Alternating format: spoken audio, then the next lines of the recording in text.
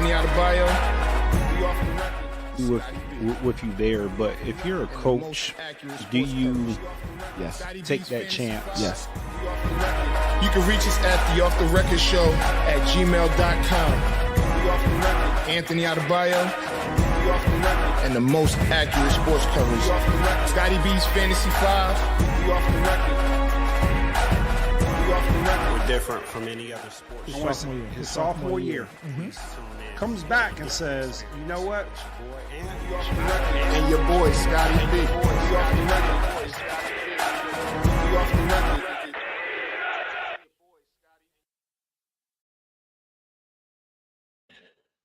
Welcome. What's up, man? It's 2026. Man. Happy New Year. Happy New Year. How you doing, brother? I'm good, man. Let me make sure our microphones are good before. Yeah, they good. I just wanted to make sure. I know it looks a little different. People got, it looks a little different, but it's a new year.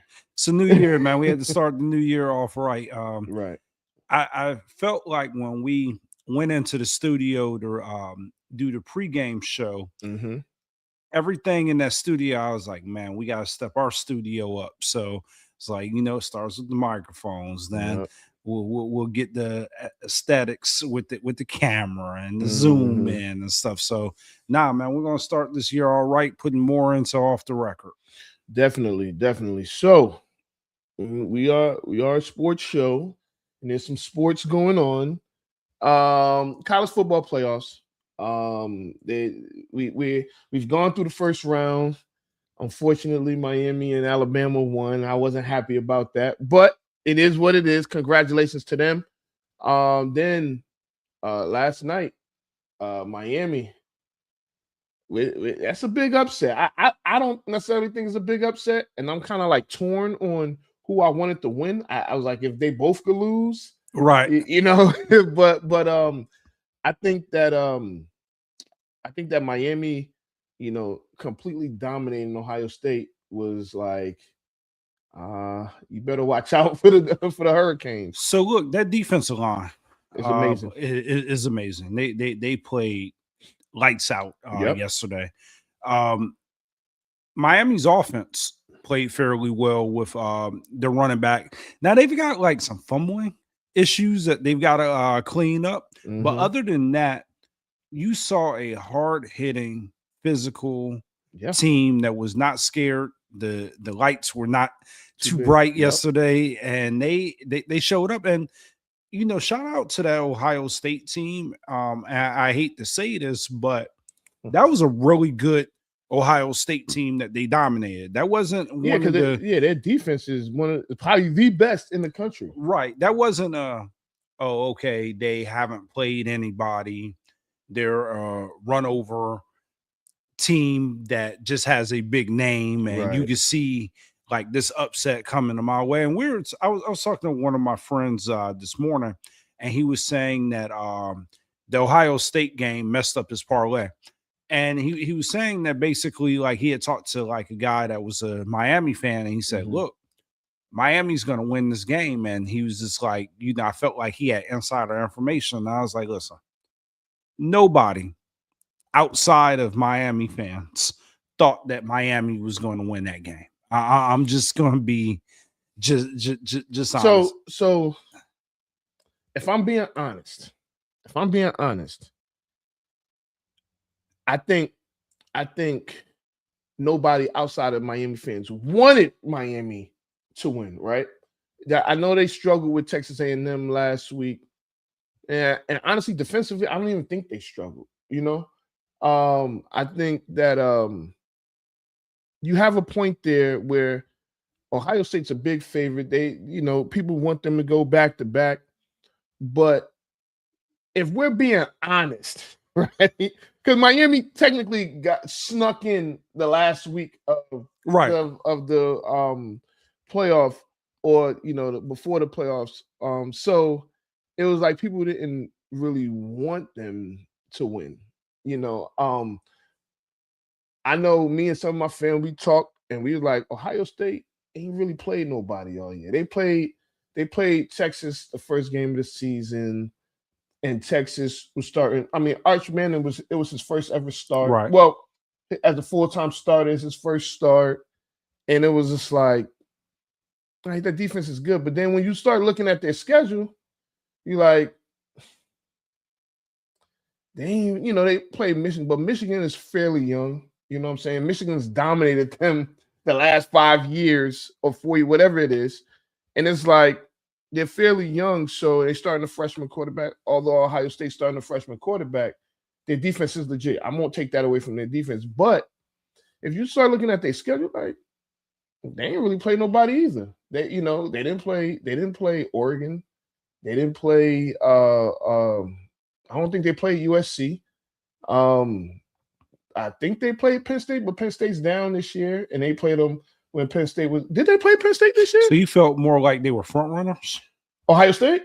Yeah. And I feel like now again,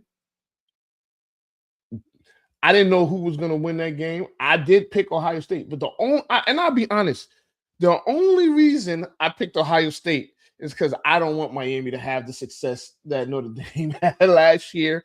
But everything is pointing to Miami going to the national championship. And I'm just like, Lord, no.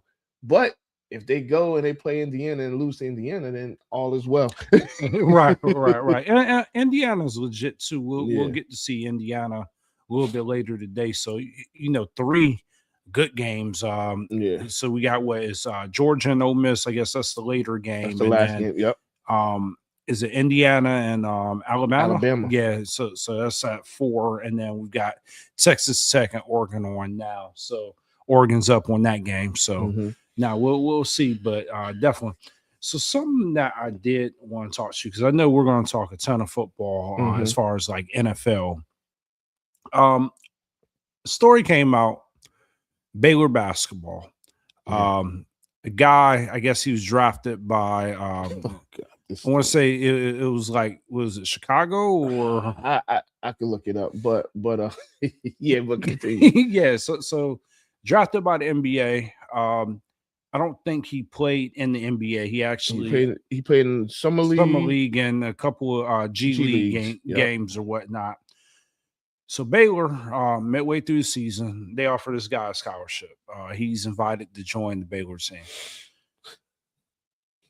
What's going on in college basketball? I mean, oh gosh! All right, so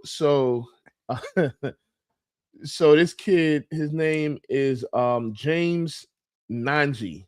James Nanji, and he actually played. He was selected by the Pistons, and then had his rights traded to Charlotte, and then later the Knicks. Right. He played with the FC Barcelona team, and played on 2 different teams. So and then he ended up going to what you call it. Now here's the thing: there's 2 other guys that actually played in the G League but ended up back in college. Thierry Darling with Santa Clara and London Johnson with Louisville. So they committed this past fall. This dude, James, is the first ever guy to get drafted, right? And then end up back in college.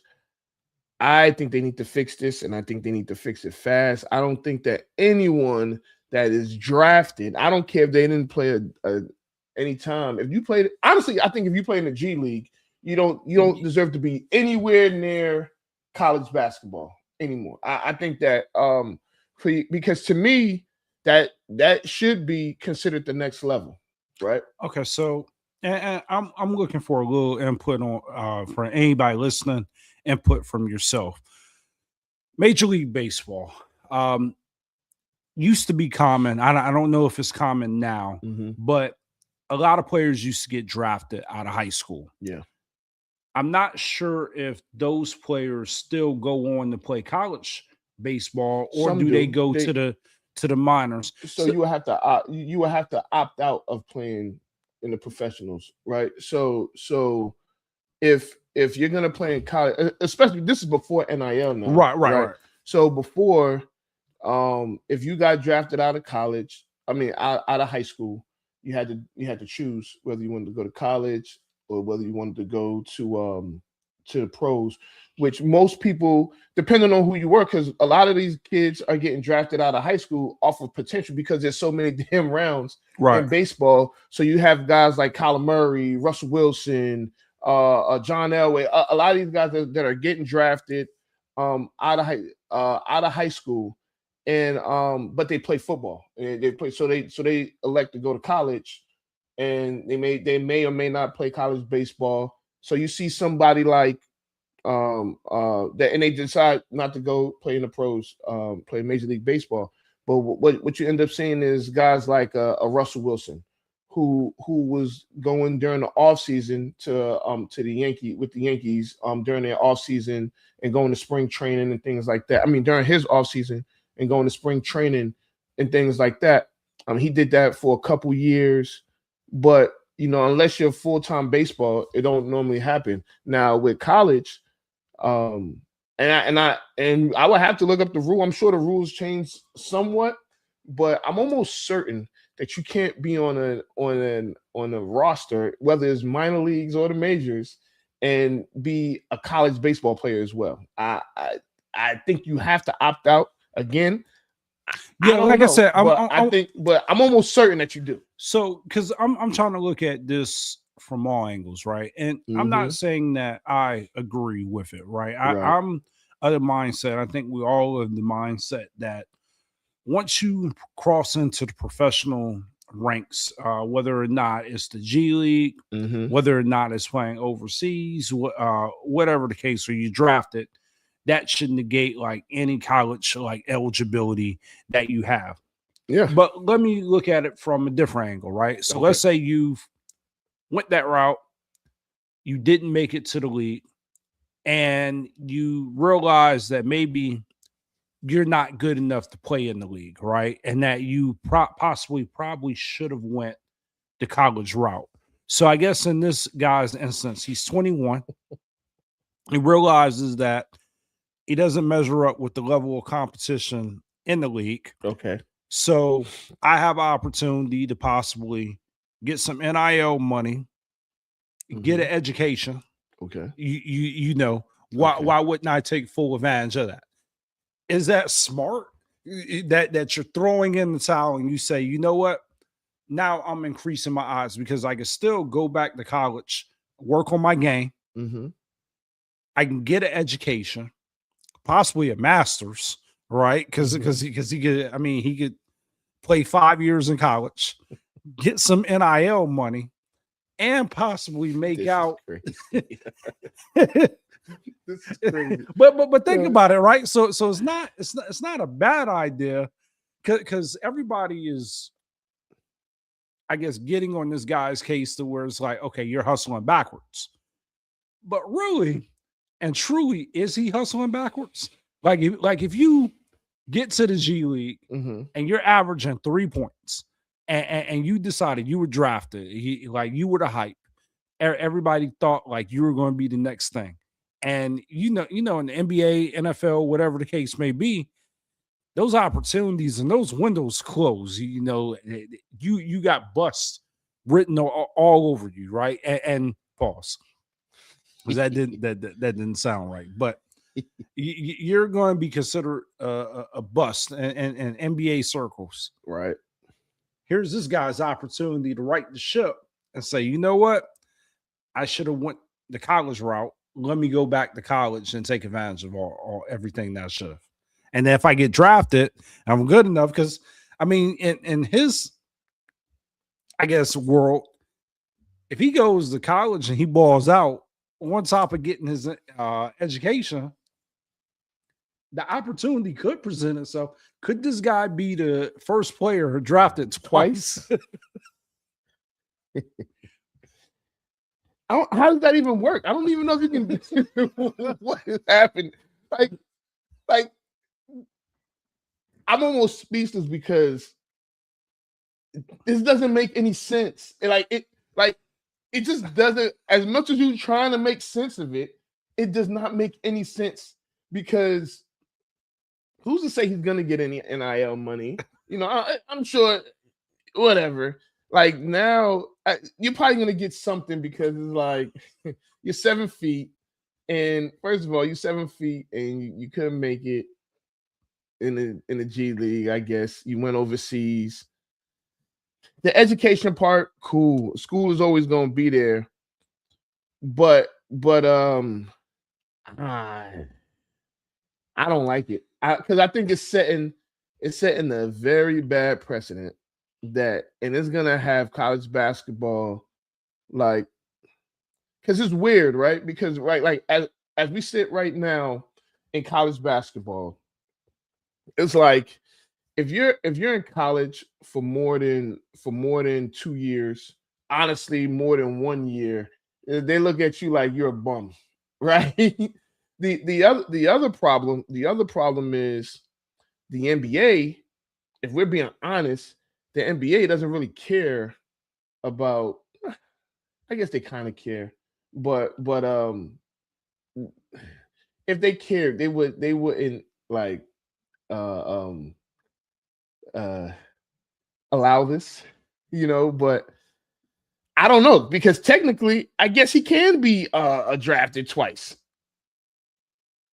Yeah, I mean, so it's a bad thing, but it can be viewed as a good thing. It's not good. It's not good. I don't know what's good about it. There's nothing that you can tell me that's good about. I mean, yeah, he could work on his game. Person for the kid, yeah, I guess it's good. But for other kids that are coming out of high school, yeah, I'm telling you, you take an opportunity. Then we're possibly looking at the college ranks to where, okay, so this guy is 21. Mm-hmm. Who's to stop a 26 or 27-year-old from going back to college? Because if you've never used your eligibility, why not, right? See, so that's why they've got to get some sort of control of it, right. Because if I had the talent, I might do what this guy did. If I'm in the G League and I've never used any of my college eligibility, and I look around and I say, you know what? This ain't quite happening. Like it's not going, it's not going the way like I thought it was going to go. Like I'm stuck in my gosh, this tweener type of environment to where I can never get out the G League. Yeah, who's to stop you from going back to college? It's wild, man. It's so all right. So what about so they're already making it harder for high school kids in regards to college, especially in football, when they just announced the rule earlier, well, I guess last year now, about if you was to go to JUCO, it doesn't count towards your college time. If you go to a junior college and play football, it doesn't count to your college time.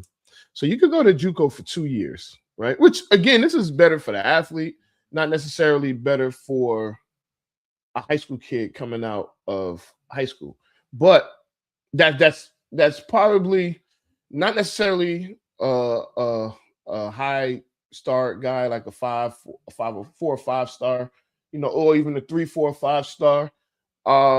So, but if somebody that's probably good enough to play Division II, even FCS, things like that, and now you got to deal with the transfer portal already. So if I'm a coach at the college ranks, do I go get some kid that's unproven in college, or some kid that went to a smaller school but did his thing in college? Like, I mean, I think that's kind of like easier to say. You know, there's not a lot of developing athletes anymore on the college ranks, and I think this is, even in the basketball realm, it seems that way as well. No, because think about it. Yeah, and you just said it, and you bring up a good point, right? Mm-hmm. Unless your talent is off the charts, mm-hmm.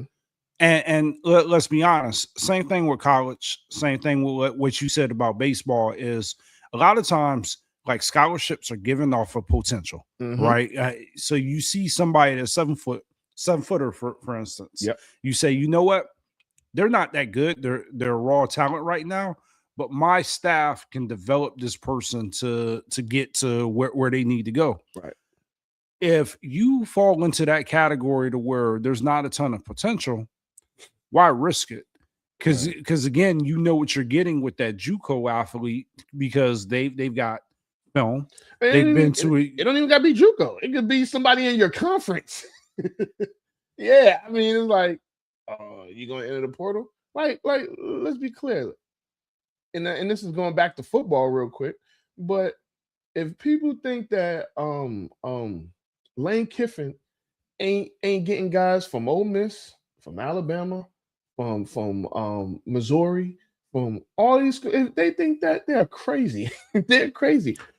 That's why he made the jump. I mean, because so Ole Miss, he had his opportunity to write his legacy a little bit more, but well, let me say this. This is what Lane Kiffin does. I mean, from his time with the Raiders, time with Tennessee, time with USC, he is going to jump ship and it's going to be messy. But you can't blame him because, like you said, all the money that's going into LSU, you know, he's going to have his top tier pick of talent. It's not a lot of people lined up to go to Mississippi. You got a point there. Yeah, I mean, it's not a lot of people who are like, let me spend the next 4 years in Mississippi. So. Yeah, man. So I mean, I think this is a story that we definitely got to keep an eye on, because that is crazy. To me, it just doesn't seem right. And I mean, it's nasty. God, it's nasty. The nastiest of nasty works. All right, so we where you want to go now? Because there's some NFL games coming up that I think we need to talk about. And you know what? I'm gonna go right to. I know you got a game. Y'all playing for the 1 seed. That's fine. That's real cute. Y'all made the playoffs. That's it is what it is. I'm not. No, listen.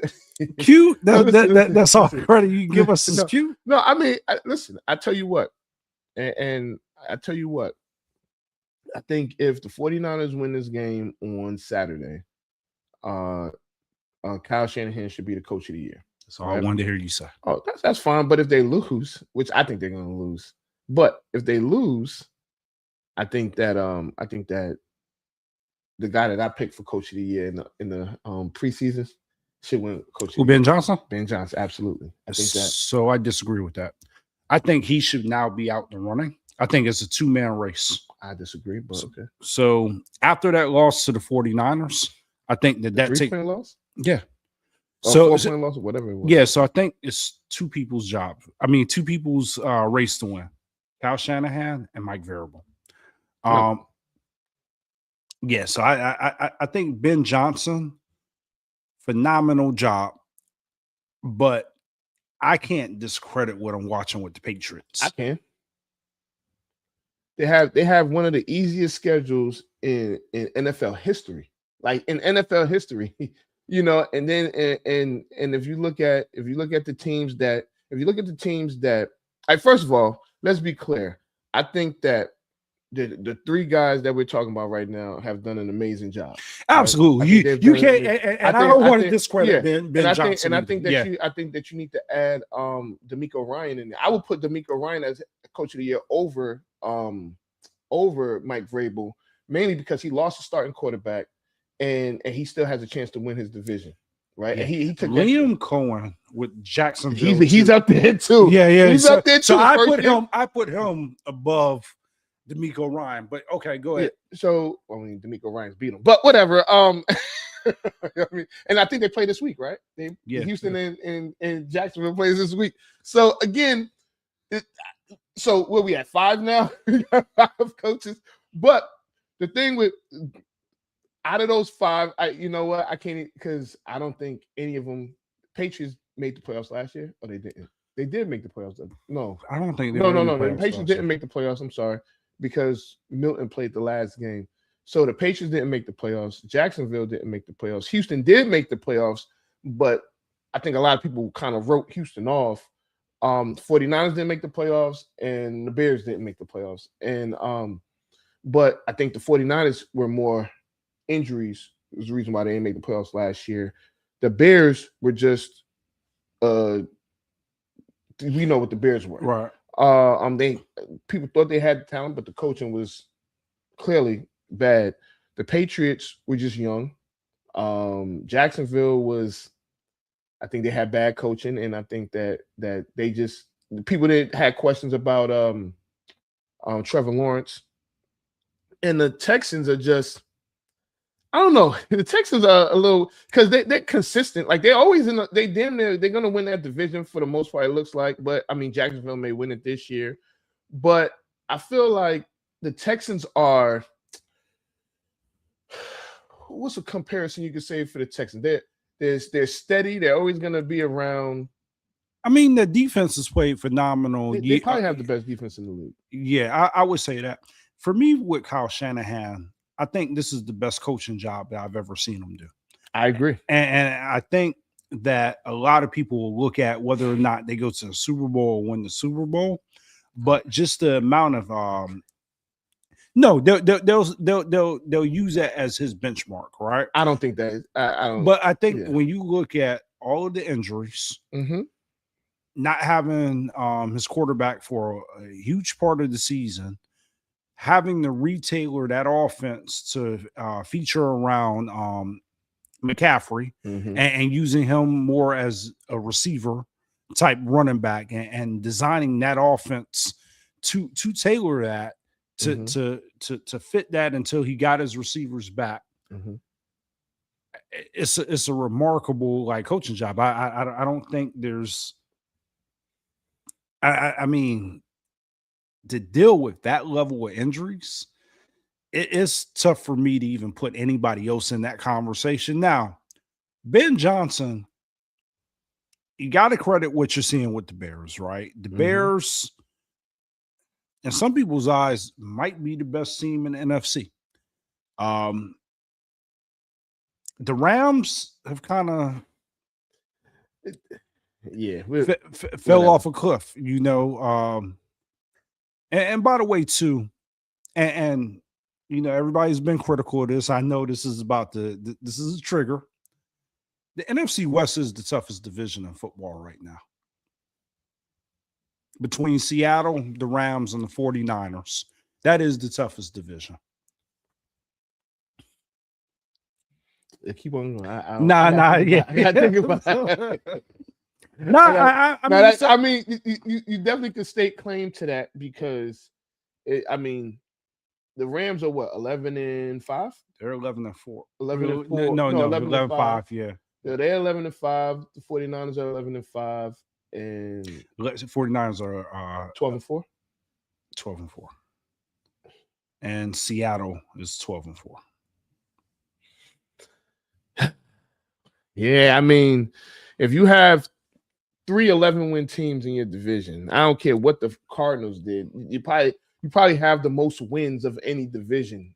I mean, you're gonna be hard pressed to find, you know, another. I mean, you're hard pressed to find another division with 2 teams over 500. You know, so to have 3,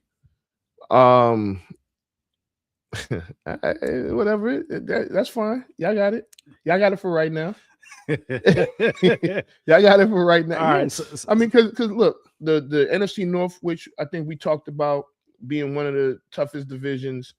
The Bears won that. They're 11-5. Then you got 9-6-1 Packers and 8-8 and 8-8. So all 4 of them, all 4 of those. So though I wouldn't say, hold on now. Now, I know you guys are gonna have 3 teams in the playoffs.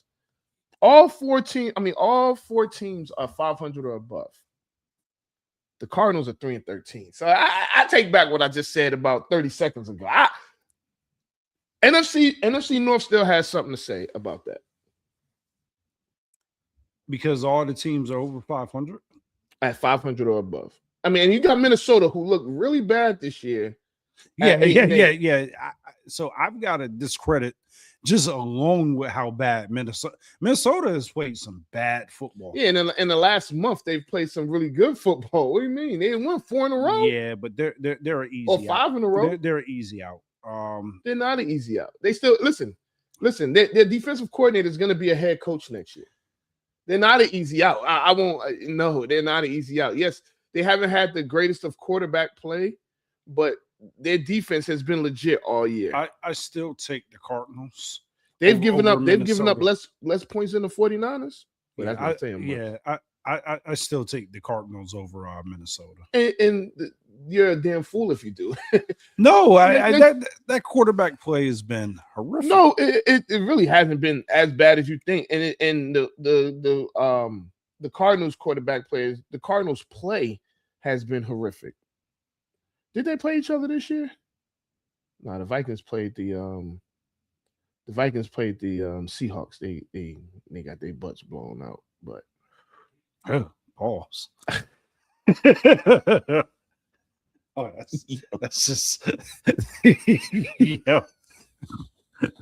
That's a very graphic. Man.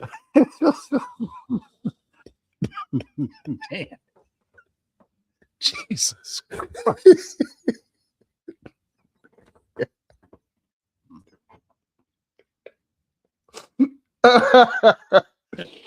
That was crazy. Yeah, that was crazy. I apologize. Yeah, to all the viewers. Oh gosh. All right, man. Let's reel this one in. Jeez, that was crazy. That oh gosh. All right, so but no, you probably the only one that's saying you would take the Cardinals over the Vikings, and we're not gonna go into that open up that can of worms because we'll be here another 30 minutes talking about 2 irrelevant teams. So but it's opinion based, right? So I think you can make arguments that a division with all 500 win teams or above 500 winning percentage. It's tough, and 3 teams that have over 11 wins, that's tough too. Some people will say that okay, four teams over 500 could be the tougher division. I'm just going to agree with the 11-3 teams. I mean, the 11-win teams. So that's 20 plus 6 is 36. Then you got 25, 36. 36 plus 3 is 39. So yeah. And the Seahawks are 13-3 and the 49ers are 12-4. All right. So let's move on. The game that I actually really wanted to talk about, and I wanted to get your thoughts on, is actually going to be the last game of this NFL season. The Baltimore Ravens versus the Pittsburgh Steelers. And my question to you is, are the Steelers done?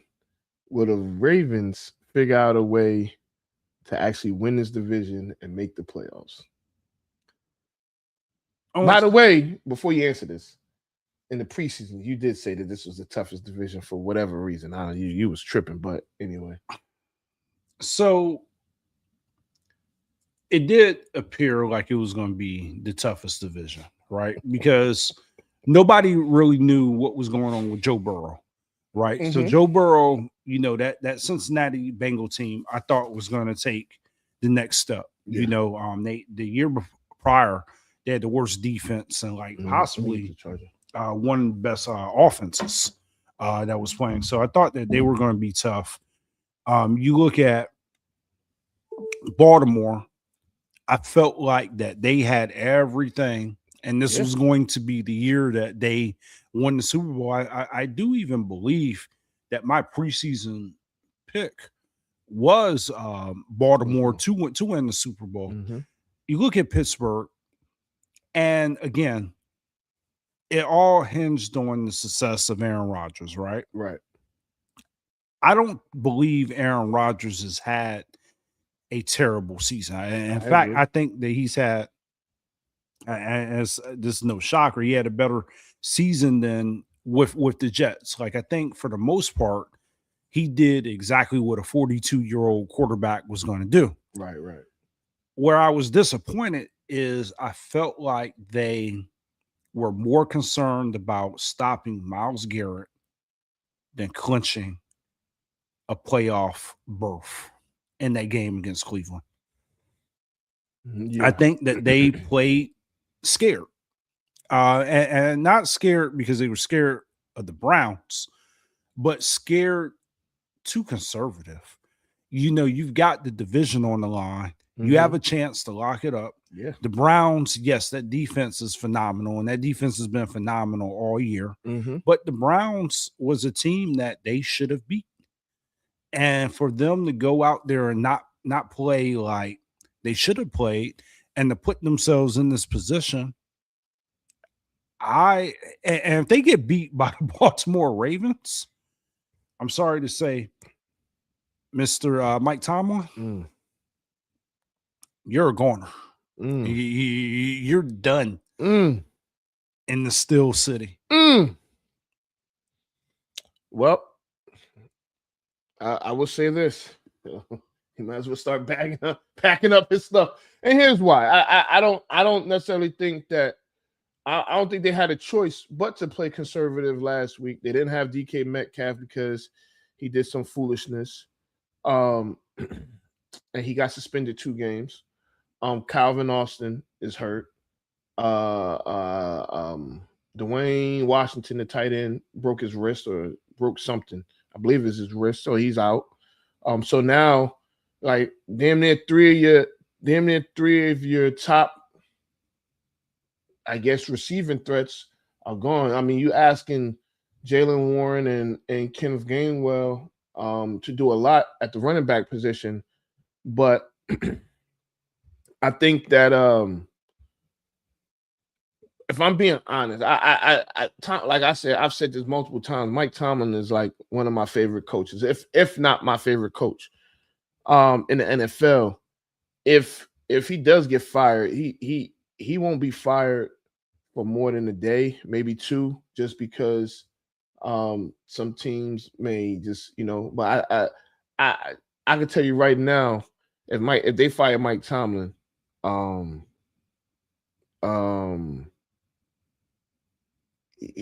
see him in with the Giants.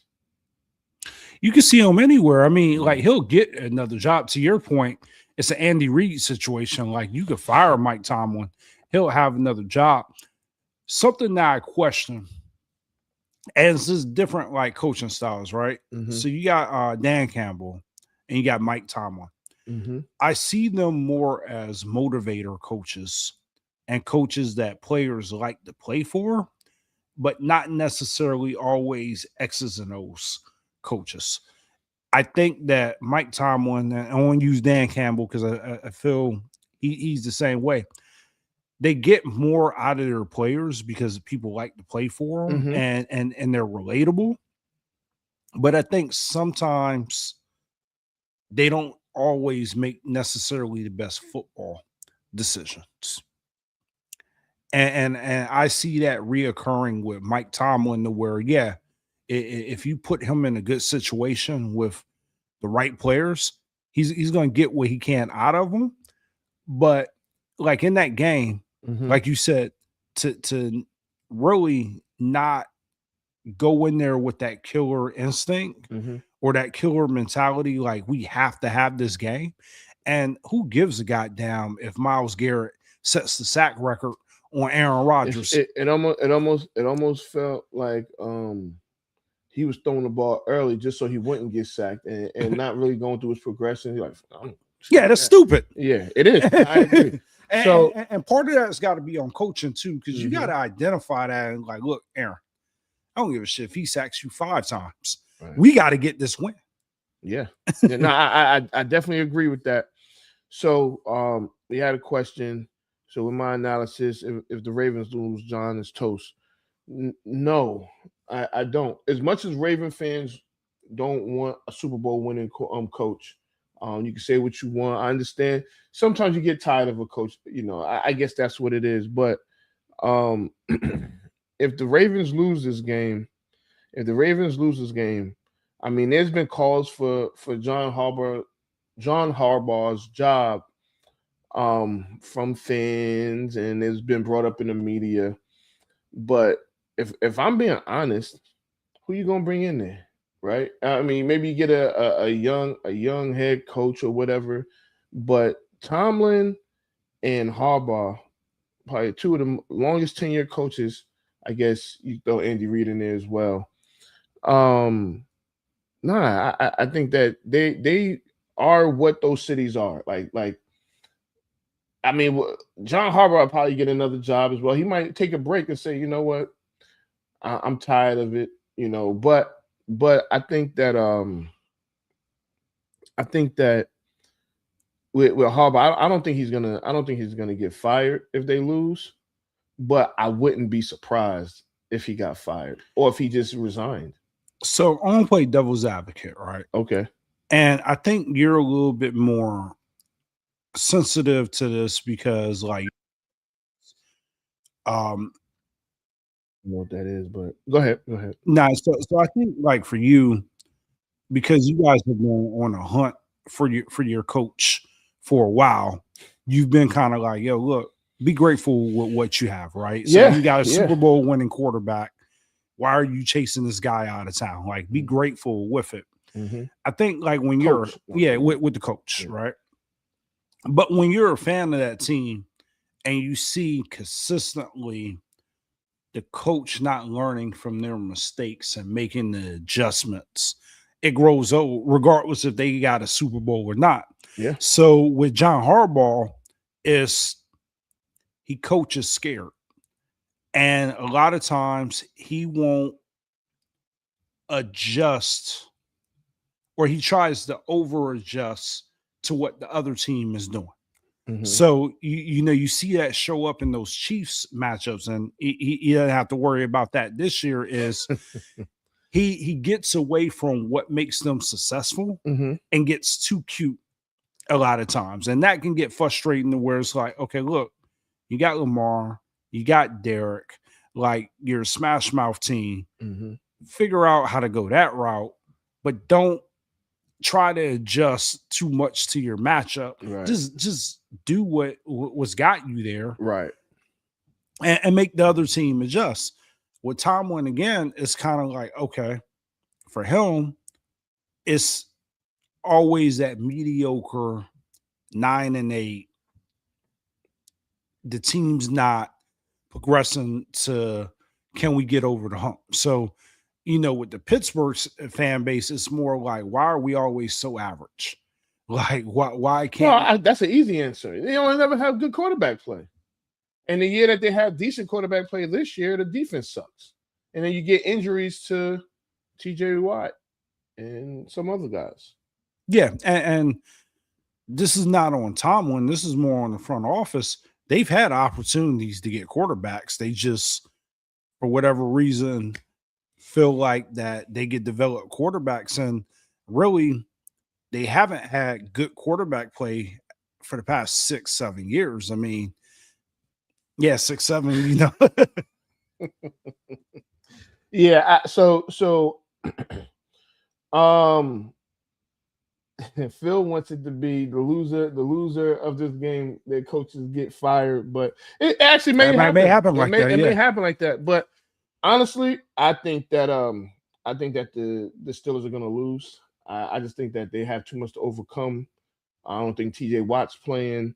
I'm almost certain that Derrick Henry's probably going to have another 25-30 carry game. He better, or even if they do win and he doesn't have those carries, I think he's probably going to get fired. I think that what happened in the Patriots-Ravens game was a fireable offense when Derrick Henry's averaging 7 yards a carry and he doesn't get a carry in the whole fourth quarter. I think that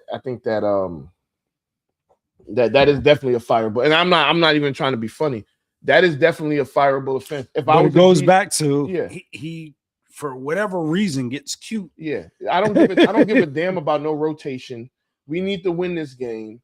And so they ended up getting a bailout ultimately with the Browns beating the and Jordan Love getting hurt. You know what I'm saying? So I think that if the Ravens lose,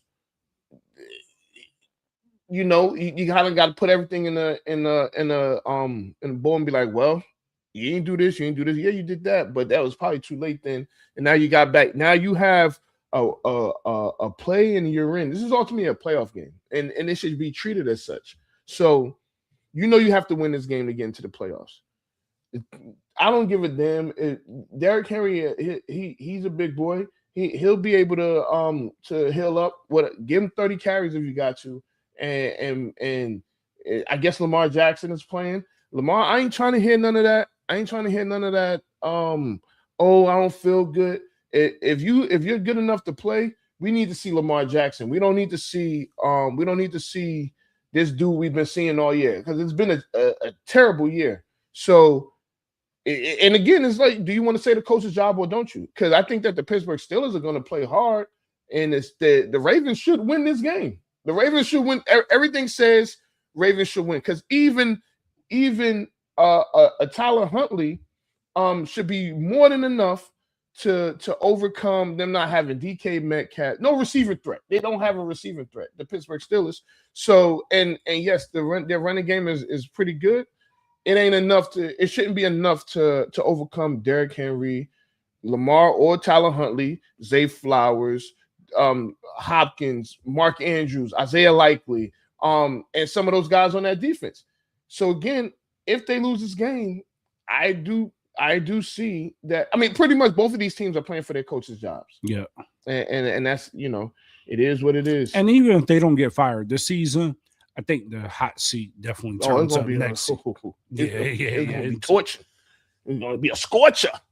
So you know, I know there's a lot for people to play for. I know Buffalo, I feel like this is although they're going to be in the playoffs, I think this is some sort of like a disappointing season, because you have Baltimore and Kansas City who've kind of taken steps back. Although Baltimore has a chance to make the playoffs, yes, the Patriots took a step forward, but damn, you shouldn't have. I mean, there's been plenty of times when Tom Brady, you know, they might have lost a division here and there. It wasn't that many, but now you gotta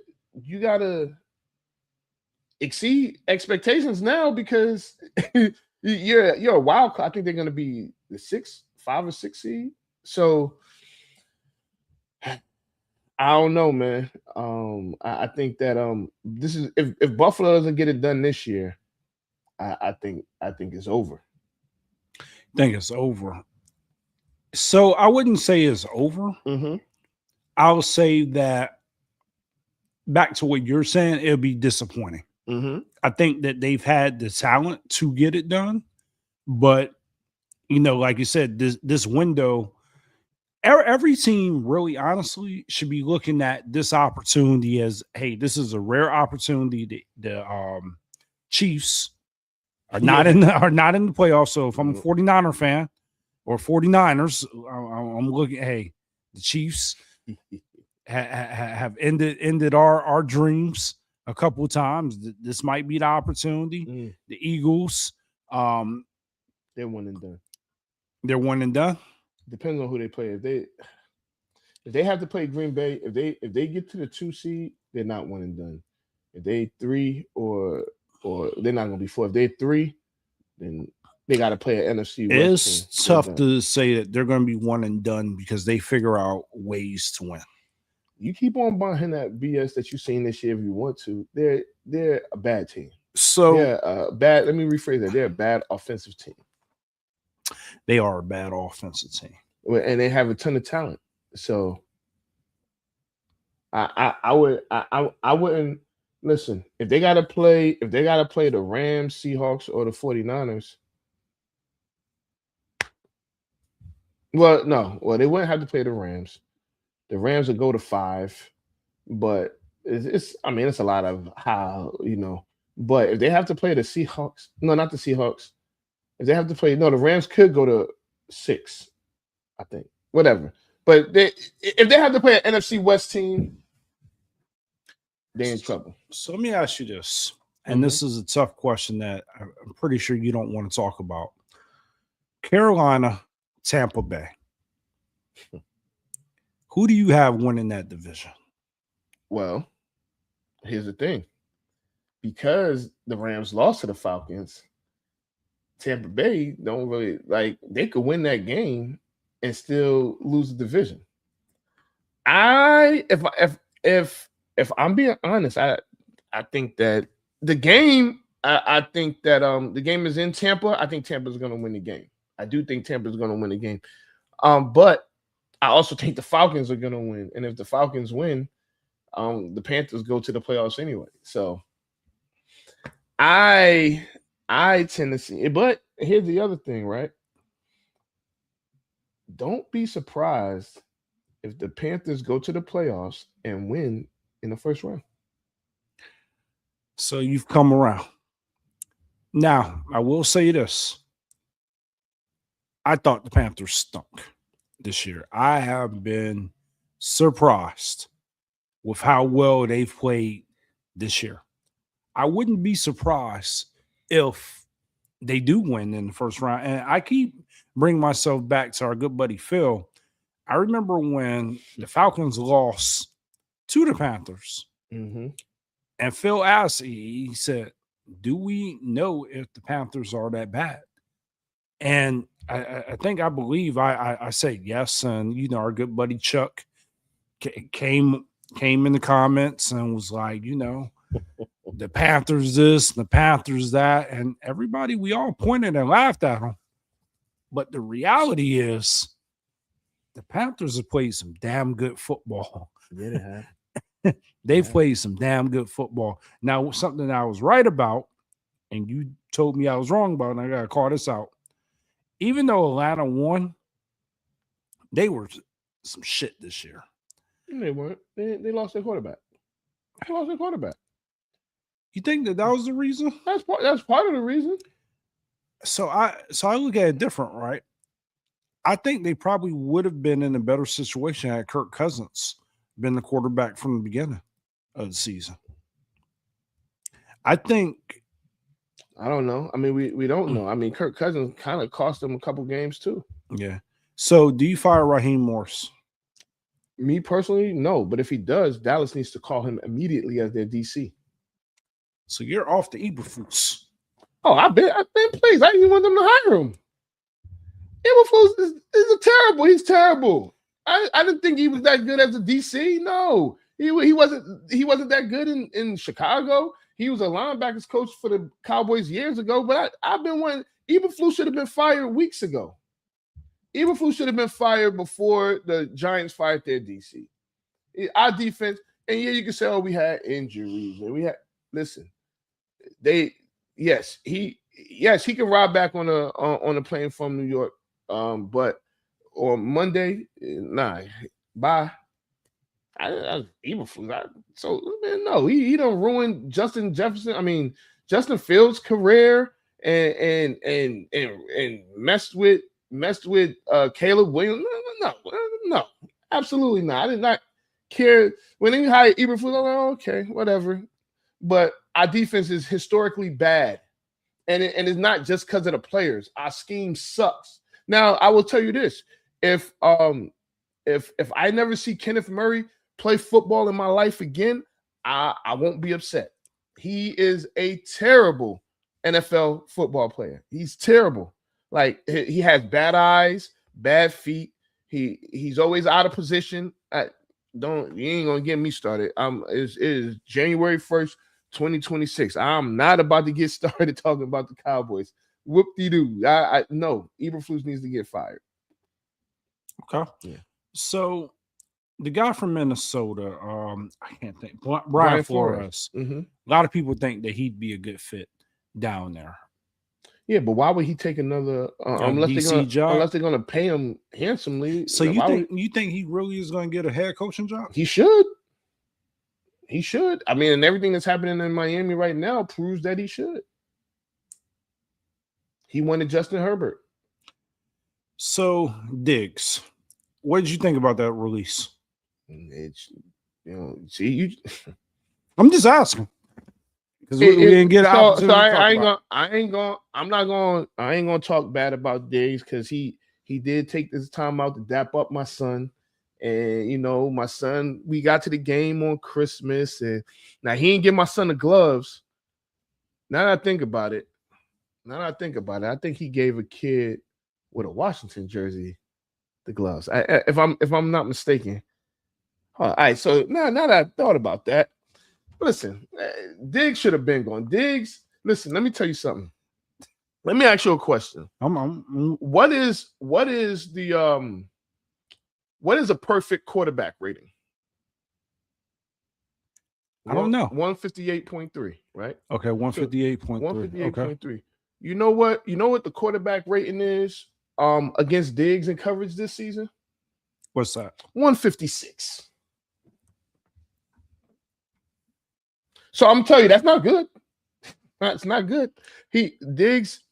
So let me ask you a question though. Okay. Because you bring up a good point. Matt Eberflus. I mean, Diggs did go on a record and ask could he play in more man coverage in that zone. So do you think that that's more about Diggs or that's more about Matt Eberflus?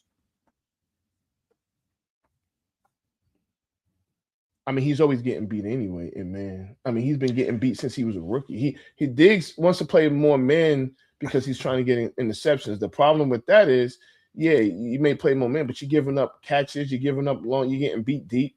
So I wouldn't put him in that much man either because we remember. So you're saying, and I'm not trying to bait you.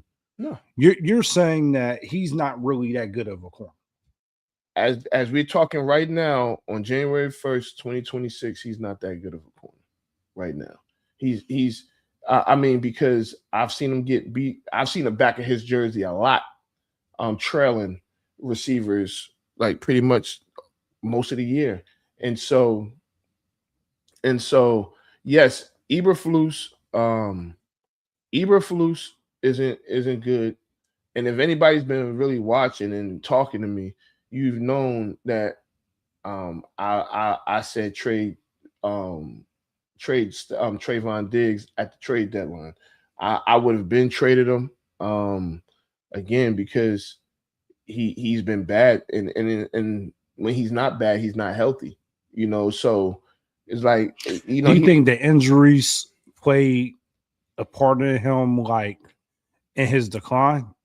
Because he's been hurt a lot, and he's been hurt since he got the contract. Right? Yeah. Okay. Yeah, it's like damn. So yeah, but I felt like this for a while. It ain't just because he.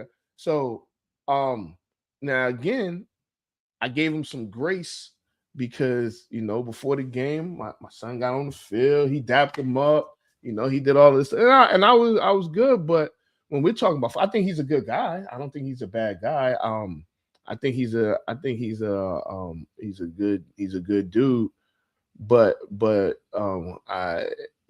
it is what it is. Diggs family had a rough Tuesday, didn't they? Oh, absolutely. I mean, it was one of those. Damn.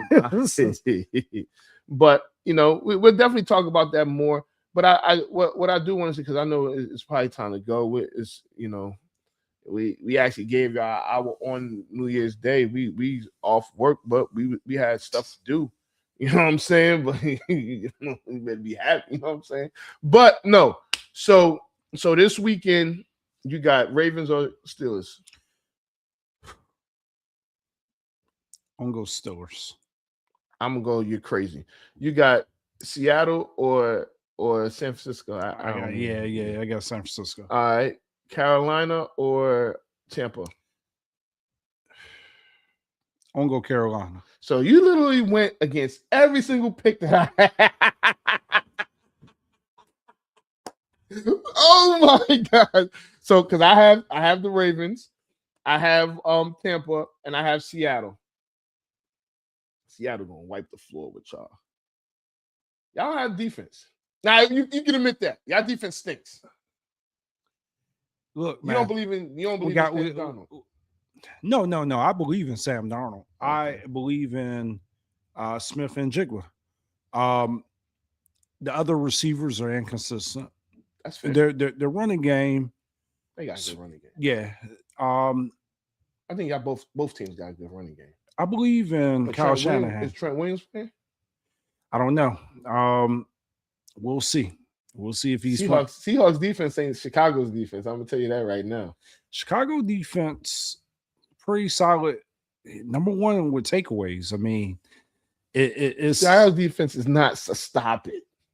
Stop. Chicago's defense is not. it's very opportunistic Okay. defense. All right. I'm not. That takes it to some. Seattle has a great defense. So- Seattle is a good team, but I'm trying to tell you, do not underestimate our coach. That's all I'm going to say. No. I'm not. I already said. I think that Do he not should underestimate. he should get coach of the year if they win the game. Now the one thing, Seattle's been scary all year. who won the first matchup between y'all two? I believe they did. They about to sweep y'all. Because I think we split with the Rams, beat the Cardinals. Everybody beats the Cardinals. Yeah. Except the Cowboys. And I think they won the first matchup with us. All right, hold on. No, actually, No, y'all won. we won. Yeah. Y'all won 17. So that's why, because to be honest, that's why we will go to the number one seed because we swept them because they've got the better record. Well, right now they have the better record. Yeah. Y'all would But- have the same record if Yeah, but then with us beating them twice. yeah, and I think y'all division record would probably be let me see. I'm gonna see what the division record look like. NFC West. So yeah, y'all 4-1. So